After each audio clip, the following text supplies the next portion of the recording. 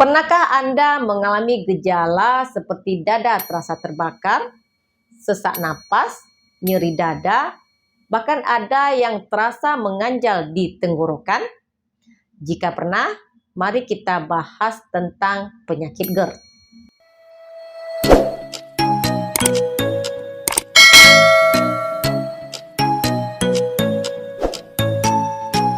Hai, Assalamualaikum warahmatullahi wabarakatuh. Bertemu lagi dengan saya di channel Depi Febriani. Saya merupakan perawat kamar bedah. Di video kali ini saya akan bahas mengenai penyakit GERD.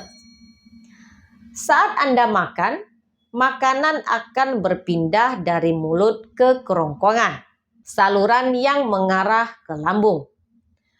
Kerongkongan Anda ini memiliki cincin di ujungnya yang disebut dengan katup sphincter esophagus bagian bawah. Sphincter ini akan terbuka untuk memasukkan makanan ke dalam lambung. Normalnya, katup ini tetap akan menutup untuk mencegah isi lambung naik kembali ke kerongkongan. Jika sphincter tidak dapat menutup sepenuhnya, gastroesophageal atau GERD dapat terjadi. Sphincter yang lemah atau rileks ini memungkinkan isi lambung Anda mengalir balik atau bocor kembali ke kerongkongan.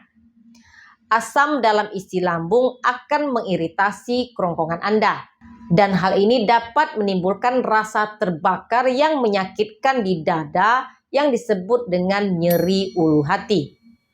Setiap orang dapat memproduksi asam lambung dalam jumlah yang bervariasi. Akan tetapi laju produksinya cenderung meningkat setelah makan, karena asam diperlukan untuk proses pencernaan. Lalu asam lambung akan menurun lagi dengan segera, dan adalah hal yang paling umum untuk mengalami hal ini sekali saja. Kondisi ini paling sering dipicu karena kebiasaan makan dalam porsi yang banyak, langsung berbaring setelah makan, atau mengkonsumsi jenis makanan-makanan tertentu. Namun jika terjadi lebih dari 2 kali seminggu selama beberapa minggu, Anda mungkin mengalami kondisi yang lebih serius yang disebut dengan gastroesophageal reflux disease. Tentunya hal ini lebih dikenal dengan istilah GERD. Jika tidak segera diobati, GERD ini dapat menyebabkan komplikasi seiring berjalannya waktu.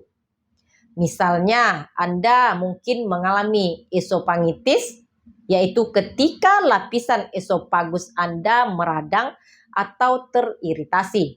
Kerongkongan Anda mungkin menjadi terlalu sempit, yaitu suatu kondisi yang disebut dengan strictur esophagus. GERD dapat menyebabkan Anda menghirup asam lambung ke paru-paru, dan hal ini dapat menimbulkan masalah pernapasan seperti asma, dada sesak, suara serak, mengi, radang tenggorokan, dan juga pneumonia. Penyebab umum dari GERD bisa karena kehamilan atau kelebihan berat badan, di mana kondisi ini memberikan tekanan pada perut. Kemudian bisa karena merokok, serta bisa disebabkan karena hernia hiatus. Hernia hiatus adalah suatu kondisi ketika bagian atas lambung bergerak ke atas melalui lubang di diafragma. Hal ini membuat asam lambung lebih mudah naik ke kerongkongan. Selain itu, ada faktor lainnya yang bisa turut memperburuk gejala GERD. Kondisi-kondisi tersebut seperti makan makanan dalam jumlah yang banyak dalam satu waktu. Kemudian waktu makan yang terlalu dekat dengan waktu tidur. Terlalu banyak makan makanan pemicu asam lambung, seperti makanan pedas, makanan yang mengandung asam, makanan yang mengandung lemak tinggi, dan juga makanan yang digoreng. Dan bisa karena sering minum kopi atau juga teh. Kemudian bisa juga karena terlalu sering mengkonsumsi alkohol, kemudian bisa karena mengalami stres dalam jangka waktu yang panjang, kemudian bisa juga karena sering mengkonsumsi obat antiinflamasi non-steroid, seperti aspirin atau ibuprofen. Gejala GERD yang paling umum adalah nyeri ulu hati. Gejala lainnya juga termasuk mual, kesulitan menelan, bau mulut, suara serak, sakit tenggorokan. Terima kasih sudah menonton video saya kali ini. Semoga bermanfaat. Jangan lupa untuk di like, komen, dan di subscribe. Dukung channel ini agar lebih berkembang. Jumpa lagi di video saya berikutnya. Stay healthy. Assalamualaikum.